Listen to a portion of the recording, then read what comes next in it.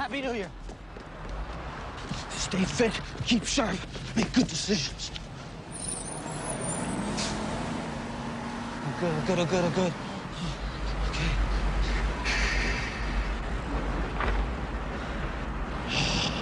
Oh, it's you. Okay, but I didn't know you had your license.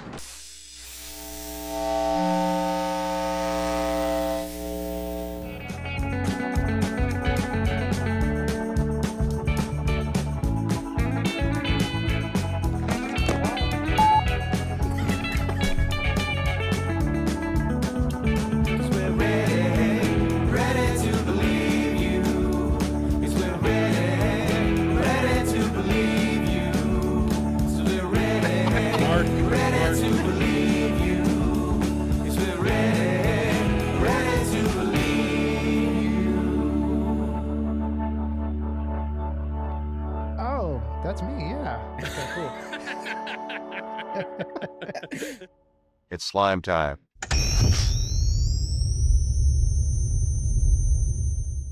All right, greetings, ethereal beings, subhuman entities, and spectral forms from the great beyond, and any living humans who may be watching. Welcome to Hudson Valley Slime Time. I am one of your hosts, Jason, and the marketing director of the Hudson Valley Ghostbusters. And as usual, I am joined by my co-hosts, Matt and Corey. Welcome, guys. Hello. Hello, Jay. Nice to see you. All right, as Jay said, my name is Matt. I am the executive director and co-founder of Hudson Valley Ghostbusters. We are a 501c3 nonprofit that raises money for charity in the Hudson Valley area. And you're now listening to our podcast, Lucky You. And we've got a good one lined up today, don't we? We do. We have another very special episode because tonight we have with us a very special guest. We have the one, the only, Robin Shelby, a.k.a. Slimer. Wow, thanks for joining us, Robin. You guys, thanks for having me. Thank you so much.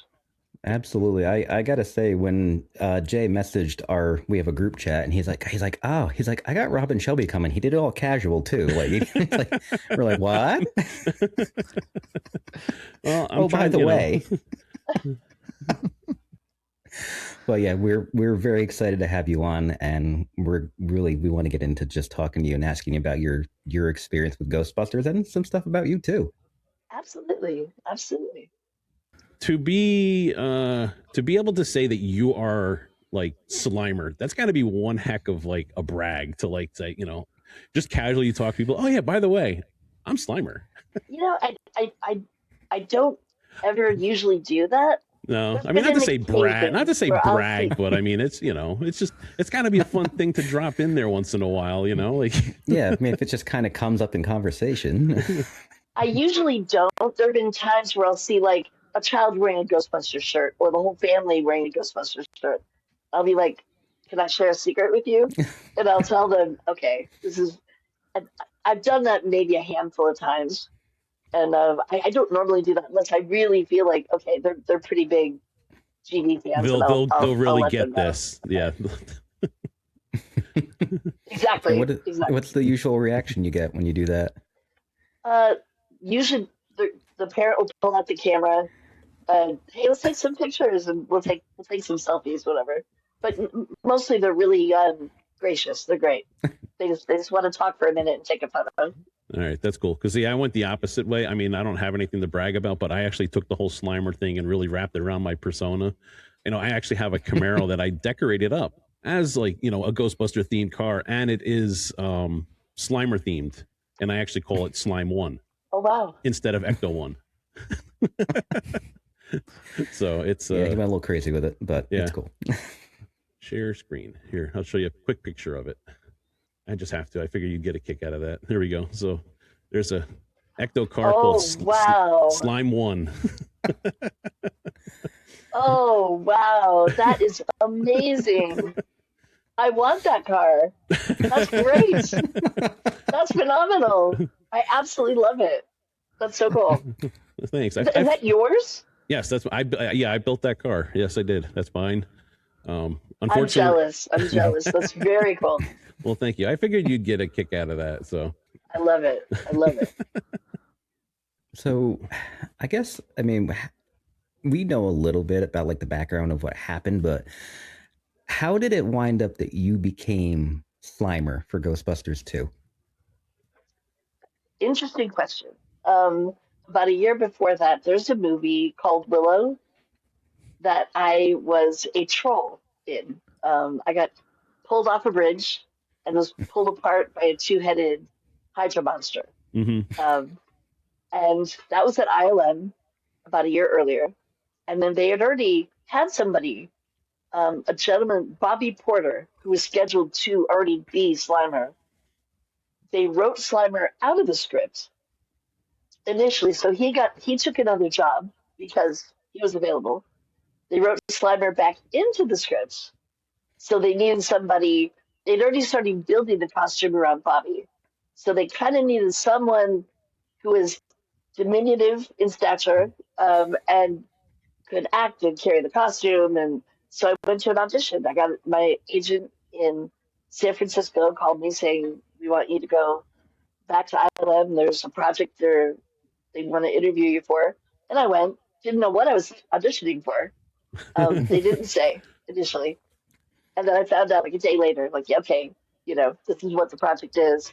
And of course, I was a Ghostbusters fan. So imagine what I'm thinking, right? Oh my gosh, I'm doing what? I'm playing who? That's awesome.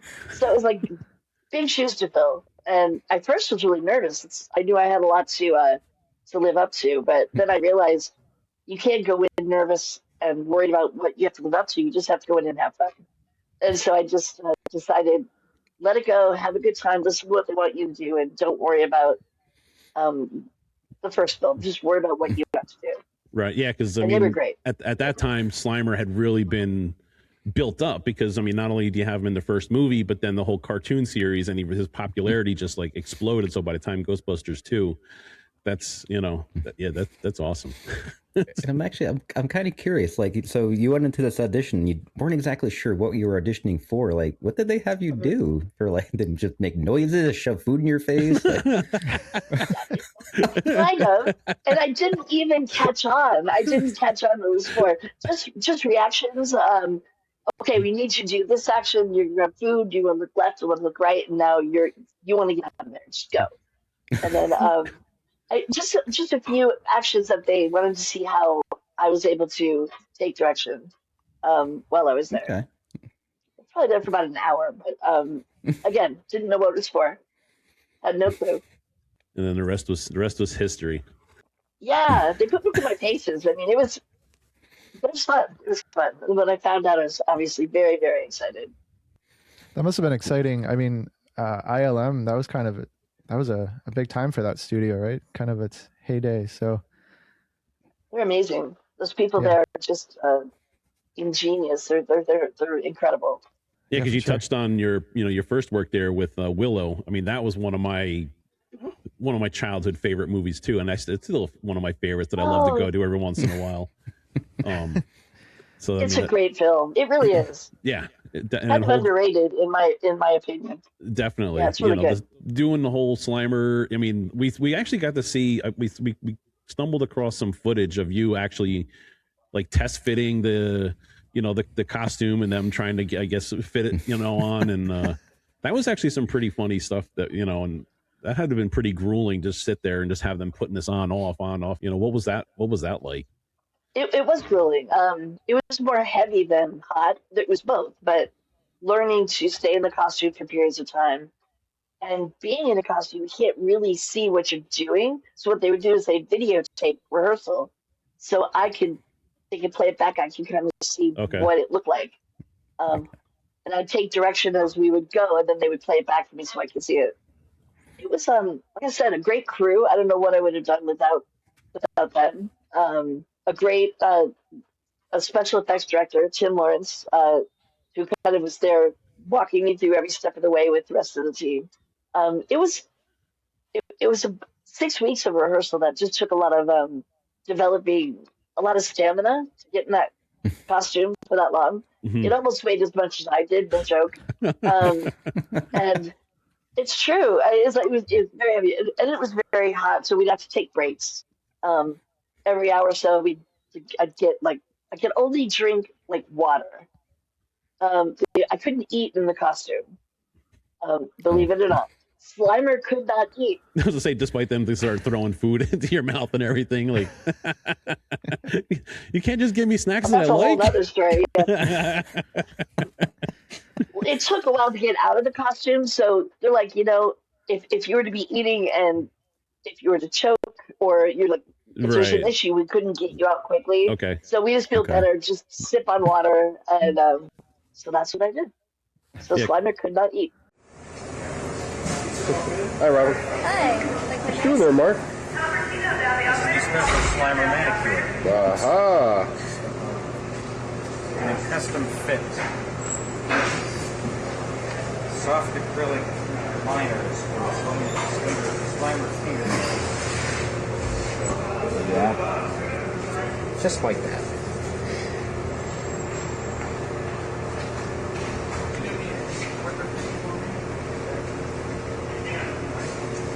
You two can have Slimer. Oh, yes.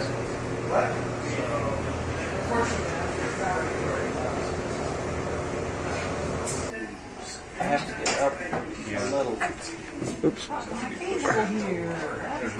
Yeah, I got the one on this side. So. There she is. It's the back there with her.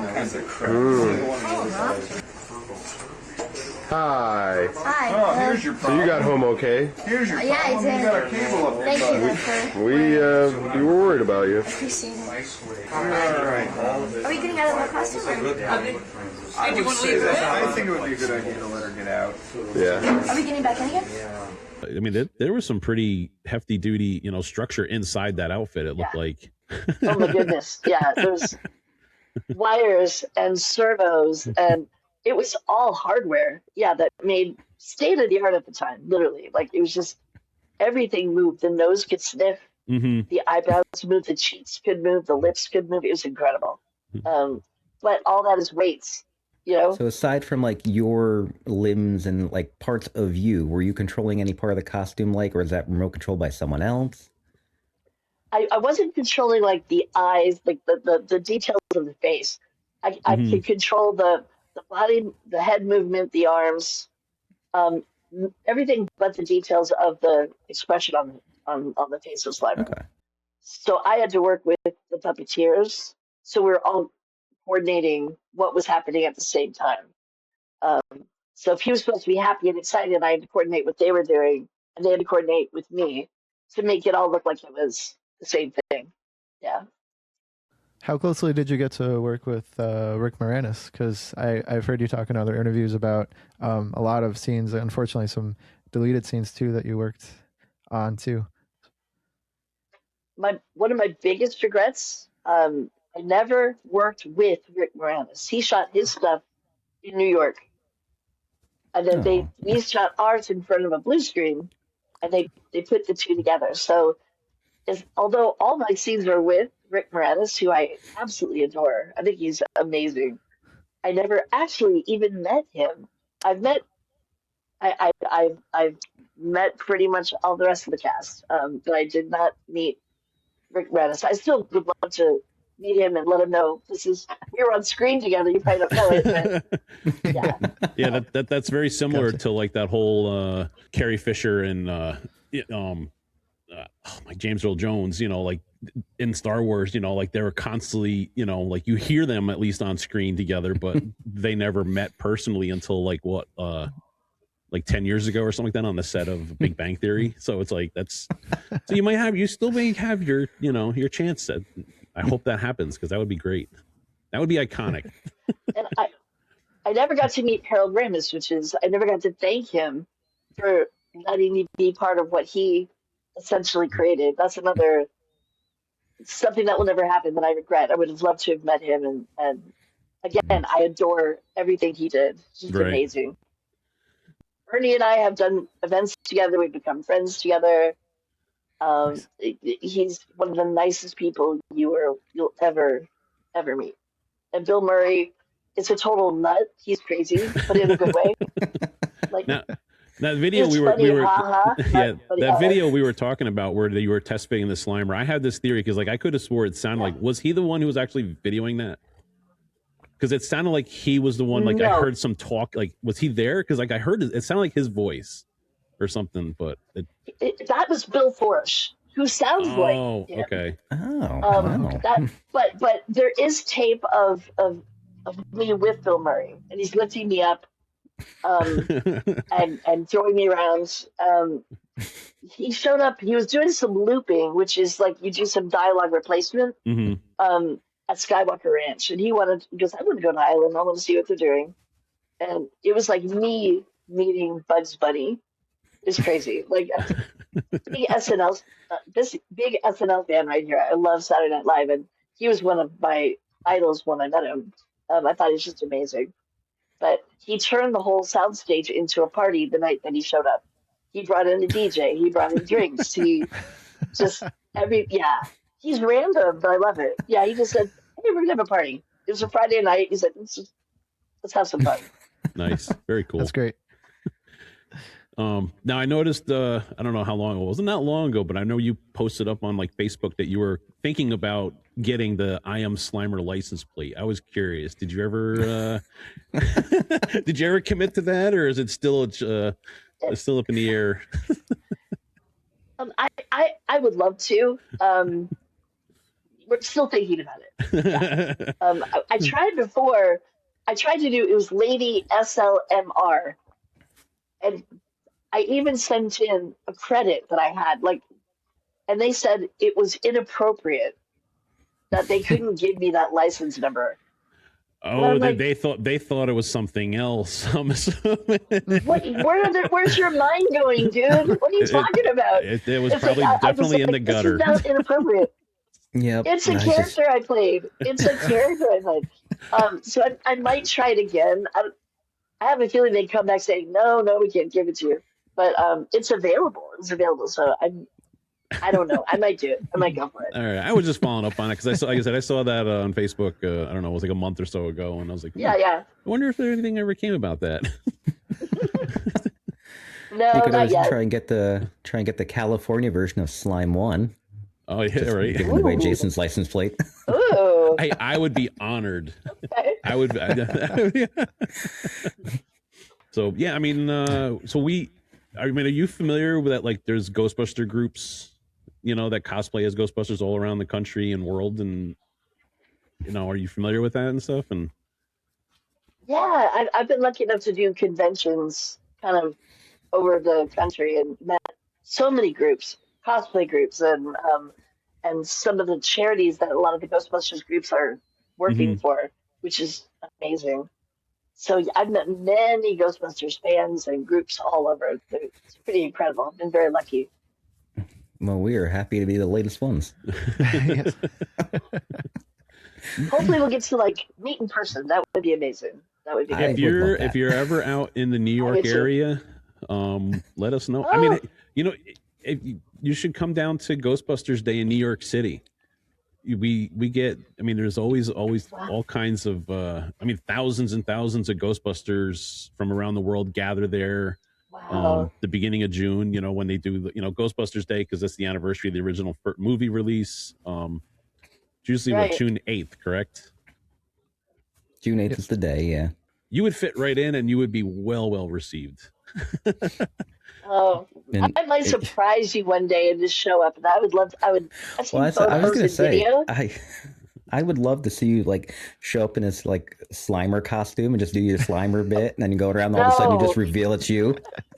I have had people say, I've been at conventions and I've had people say, I've got this Slimer costume. Do you put it on? I'm like, because when you've had ILM put you in a costume, it's just it's hard to put on the inflatable. Yeah. Someone brings up a Spirit Halloween inflatable one. Yeah, exactly. Yeah. Exactly. Yeah, that's like spending a month at Walt Disney World and then going straight to your local carnival. It's this is nothing like that. That's a good analogy.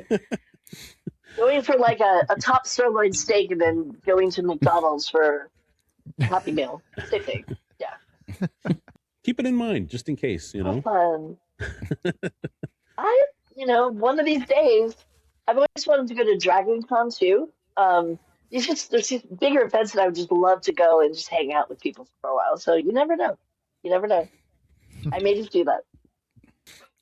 So aside from Ghostbusters 2, you reprised a version of Slimer in Answer the Call in 2016. What was that what led to that happening?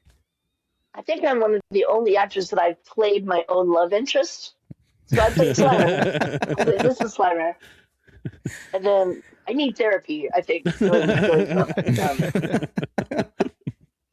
Totally different job, though. One was obviously in a costume, 8 weeks total, working in a very hot costume. The other one was a day in an air-conditioned studio providing the voice of Lady Slimer. But I was so grateful to be there. That Paul Feig, who I'd never met, messaged me and said, I have something you might want to do. Are you interested? I'm like, let me think about that. Okay. Yes, I want to do it.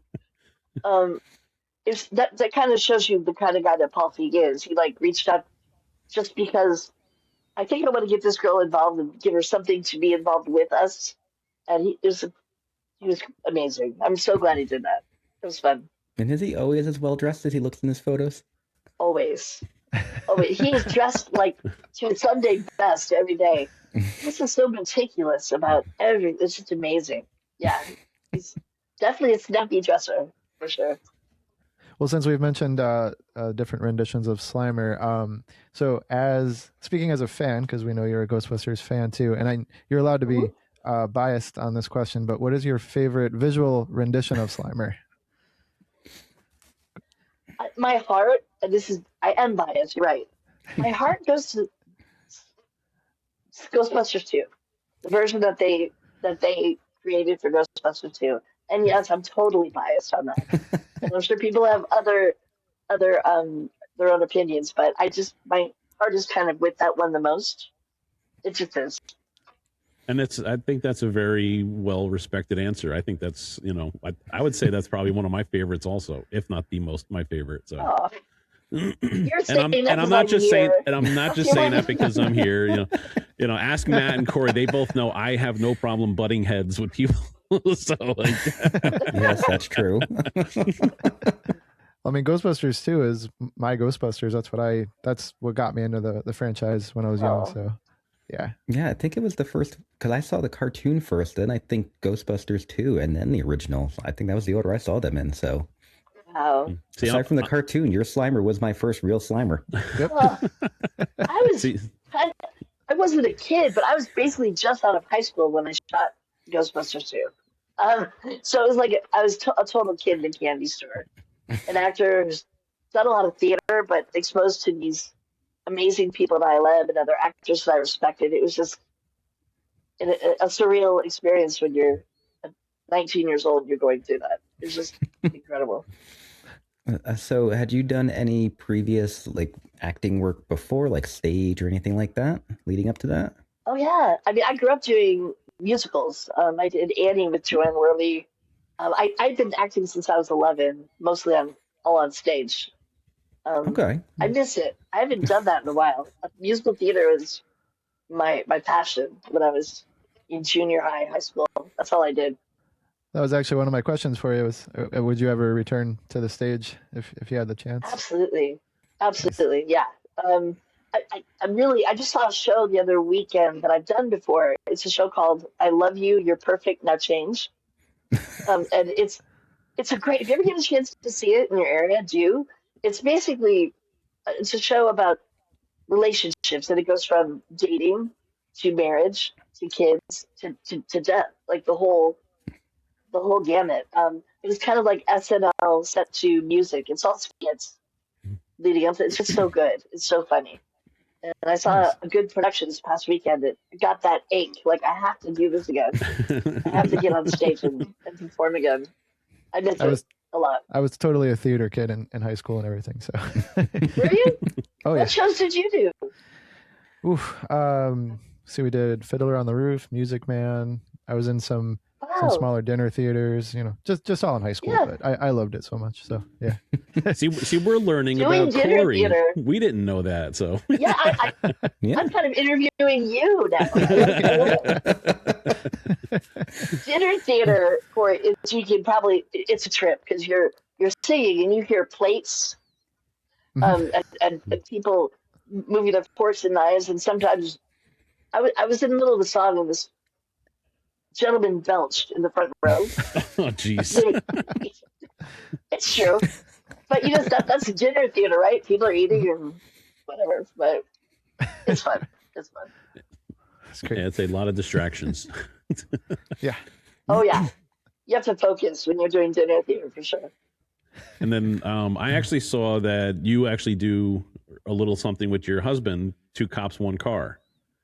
And I actually started watching some of those episodes, and they had me laugh, and and I know I'm not sure. I'll have to check and see if our another one of our members, Pete, he loves you, and he was so excited today when he found out we were going to be interviewing you.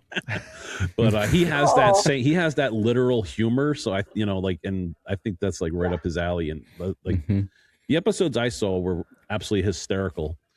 My husband writes them. Where's the best place to actually watch them? Like, because I was looking them up and I found them on like YouTube, but I couldn't find them all. We have a Facebook page. It's Two Cops in a Car on Facebook. Okay.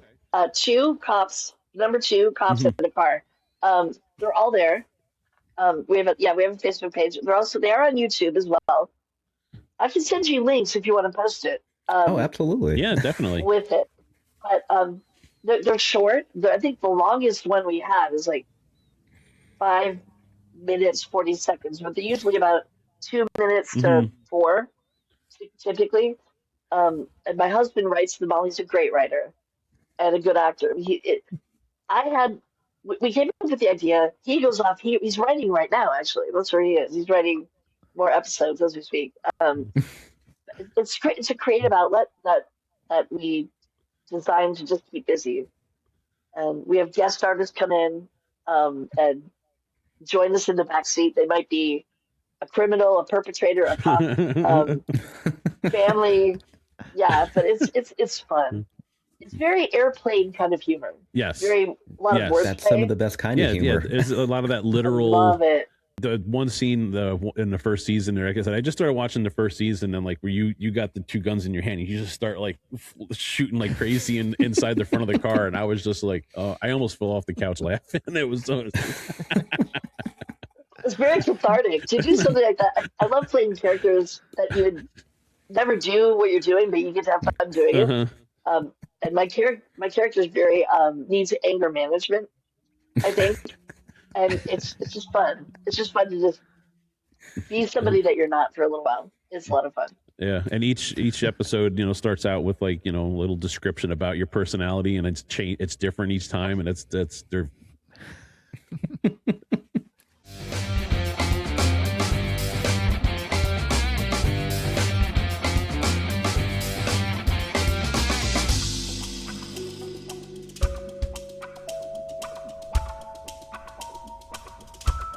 Two Cops in a Car is filmed in an actual automobile.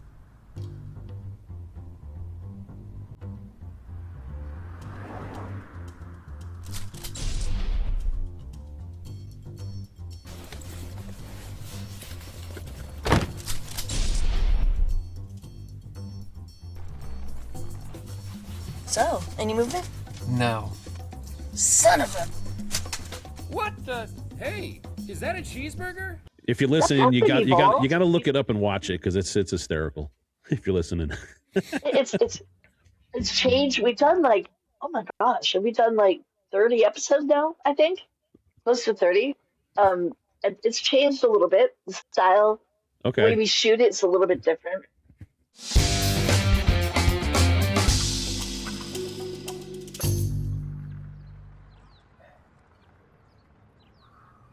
I know we're busy staking out the big guy right now, but did you hear about the kidnapping at the school the other day? Oh no, that's terrible. Oh, it's okay. They woke him up. Was that a dad joke? I'm not one to tell dad jokes. But when I do, he laughs. By the way, I told my mom I'd call her later. But she prefers mom. I told a really bad chemistry joke once. It got no reaction.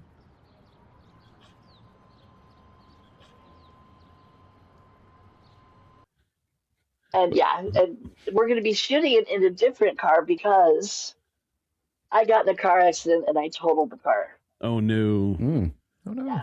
Yeah, yeah, But everybody was okay and good. And that's what's important. How do I say this? Yes, it was just me involved in the accident. I hit a parked car, coffee spilled through the car, and I reached over to grab the coffee off the.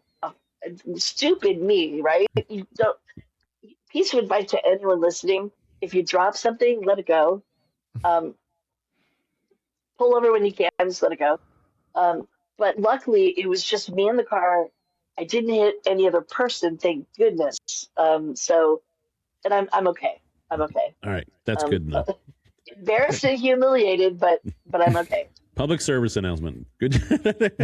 Yes, just focus on what you're going. Whatever drops, it doesn't matter.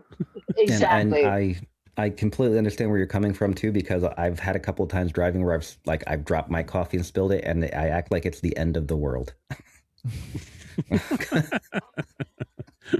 Nothing as important as get to a place you can pull over and take care of it. Mm-hmm.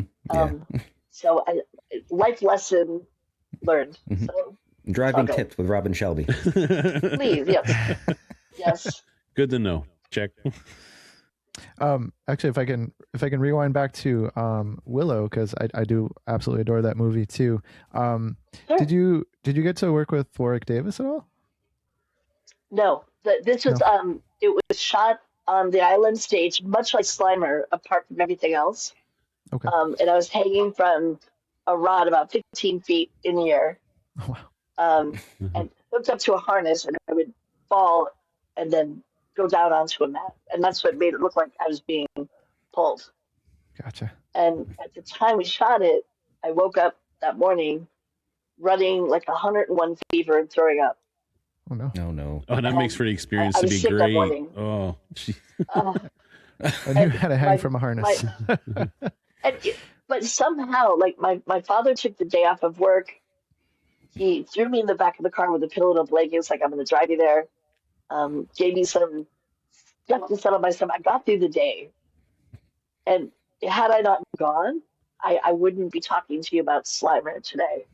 So pull through and do what you got to do.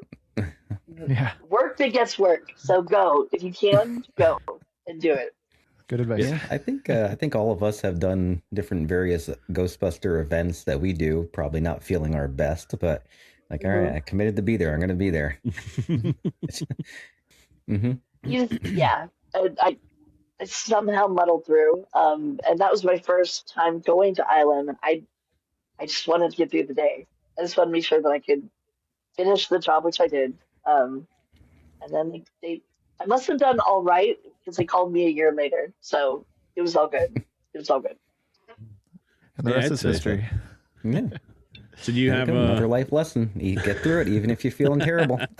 Yes, if you can, force yourself to go. Exactly. So do you have anything write a book with like Zen life lessons? I would buy that. Zen. These are like great pearls of wisdom you're just throwing out here casually like it's nothing. Life Lessons by Robin Shelby. Yes, I think you're onto something right there. There you go. Yeah. Just give us a little mention in the forward. The book will be fine. So do you have anything upcoming? Anything in the works? I've had some. It's been really slow, basically, in the industry with things that are with auditions. Things have been a little slow, but been very lucky. Both my husband and I we both have an agent and a manager. We've been auditioning for things, getting to meet new casting directors, and even if you audition for something, and even if you don't get it, if you do a good job, it's kind of like I did a good job with Willow, so they remembered me for Ghostbusters. So if you audition for something and you leave an impression, even if you don't get it, it could be a week later, a year later, 2 years later, they might say, "I remember Robin. Let's call her in." So yeah, we have not always a loss if you don't get it. Okay, yeah, because we have this part. Oh yeah, and you'll be perfect for it. This is right for you. So you always try to do your best, even if you don't think you're right for it. Just do your best because you never know what could come on, down the road. Absolutely. But even, you're doing the two cops in the car with your husband. You're creating your own material. And that is just how the nature of it is now. People they go out and create something. And it's wonderful. My husband's writing a feature film and submitting it to some screenwriting contests that they will, if you win, they introduce you to people who can possibly be interested in making your film. I'm really proud. His writing is so good, so I always encourage him doing that. And just focusing on two cops and anything else that comes along. Still waiting on a few things that I've auditioned for that could still happen. So fingers crossed. We wish you all the luck and hope. Absolutely. Thank you. But I'm lucky. I'm a lucky girl, and I'm very grateful for what I'm doing, what I've done. Well, yeah, that's the kind of people we want to succeed. Not the ones that they get this big part and then they completely change. And I like it exactly. when I like it when the good guy wins. Me too. I have friends that are talented and so kind that you just root for them. You just I want you to succeed because you deserve it. You're nice. You're a good person. You're talented. And you want to be the person that other people root for too, and just be kind. And that's where I try to come from as an actor. Well, I think you got 3 people here who are definitely rooting for you. Yes, absolutely. Nice. And I have to say, you're so sweet. Quite a few of us, that's for sure. Yeah, I do want to tell the story because I only shared it with the guys about half an hour before we actually got on to record. We kind of kind of kept it quiet that we were recording with you tonight. Like not even everyone knew we were recording tonight, but I was with our team member Pete we were doing just a birthday party for a family relation of his. Mm-hmm. And I said, after we're done here, I gotta go. I got some errands around. I've got a podcast recording night. He's like, oh, you guys are recording night? I'm like, oh, you don't know. He's like, what? I'm like, oh, well, we're recording with Robin Shelby, and I wish I had a camera to capture the look on his face. I want to send a message out to Pete. Pete, I'm sorry I didn't tell you. I kept it. I try to keep these things quiet because you never know, and things might fall through at the last minute. And plus it's also like when we put it all put together and we put it out there, and it's like, look what we did. Oh, I have to meet him now. I have to meet him. He follows you on Facebook. Well, tell him I said hi. We will definitely. Okay. And I know a couple of years ago, I think he sent you like a little 3D printed Slimer and one of our Hudson Valley patches. Yes. Oh my gosh. And I know he somewhere he acquired a picture of you holding both with a big smile on your face, and it just made his day. Message me with his name. I'm going to write him when we're done. Okay. Absolutely, we will do that. Because you guys are great. Because he's another one of those that's just a pure at heart, great guy. So does things for every, so. Oh, this turned into a love fest for Peter. We don't want to inflate his ego too much. Well, Corey can edit a lot of this out. I'm kidding. We tease. We like to have fun. Aww. That is going to wrap up episode 25 of Hudson Valley Slime Time. If you enjoyed listening to us and the things we've talked about, please do like and subscribe. For any questions or comments, you can reach out to us by email, podcast@hbgb.org. If you were listening to this podcast and are interested in having Ghostbusters at your next event, but you're not in the Hudson Valley area, you can go to the Ghostbuster directory, whoyougonnacall.org, and on there you will find a nicely organized directory by state or country for your local Ghostbusters group. For our local fans who like to book Hudson Valley Ghostbusters for your next event, simply visit our website, hbgb.org. Yes, and of course you can find us on all the socials. We are on Facebook, Instagram. We do have a Bluesky, and we even have a TikTok. All the links will be in the description of this video. And if you have any questions about anything we discussed tonight, please leave a comment below. Remember to help show your support. Visit our online store at redbubble.com. Type in HVGB in the search bar. There you find all kinds of amazing merchandise. Unfortunately, this is one episode where I don't have any examples on me. We'll forget it this time. Anyway, and don't forget, a portion of each purchase does go to charity. And once again, like Matt said, One of the easiest ways to support us is to like, share, subscribe to our YouTube channel. So with that said, I want to thank Robin for joining us. You have been an amazing guest. Gave us some great laughs, some great information. Really thank you for setting aside some time with us. Thank you, guys. Jason, Corey, Matt, thank you for having me. It's been a pleasure. You guys are great. Thank you. All right. And as always, remember, have fun and play with slime. And cut. Yay. And scene. Okay, so I'll see you later, huh? I'll give you a call. Hudson Valley Ghostbusters, what do you want?